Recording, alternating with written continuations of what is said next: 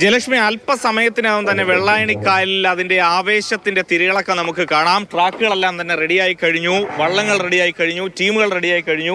കഴിഞ്ഞ 2 തവണയും കപ്പടിച്ചിട്ടുള്ള ബ്രദേഴ്സ് ഇപ്പോൾ നമ്മോടൊപ്പം ചേരുന്നുണ്ട്. ഇപ്രാവശ്യവും എങ്ങനെയാണ് കപ്പടിക്കും? എത്രത്തോളം ഭയങ്കര ആവേശമാണ് നമുക്ക്. കറുപ്പ് അടുത്തിരിക്കും, നമ്മള് കപ്പം കൊണ്ടേ നമ്മള് പോവുള്ളൂ. പ്രദേശത്ത് കപ്പം കൊണ്ടേ പോകത്തുള്ളൂ.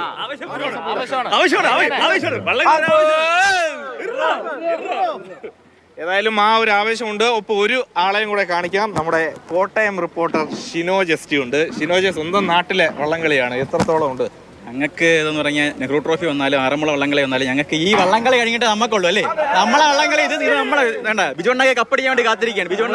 തിരുവനന്തപുരം ജില്ലയിൽ ഉള്ള ഏക വള്ളംകളിയാണ് വെള്ളായണിക്കായൽ മഹാത്മായങ്ങളുടെ വള്ളംകളി. അപ്പോൾ ഞങ്ങൾ പ്രദേശത്ത് ഇറങ്ങുന്നത് കപ്പടിക്കാൻ വേണ്ടിയാണ്. നമ്മൾ ഹാട്രിക്കാണ് അടിച്ചാൽ നമ്മൾ ഹാട്രിക്കാണ്.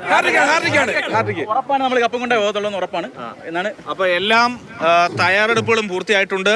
4 തരത്തിലാണ് മത്സരം നടക്കുന്നത്. 1-ാം തരം 20 പേരാണ് തുഴയുന്നത്. 2-ാം തരത്തിൽ 16 പേരല്ലേ, 16 പേര്.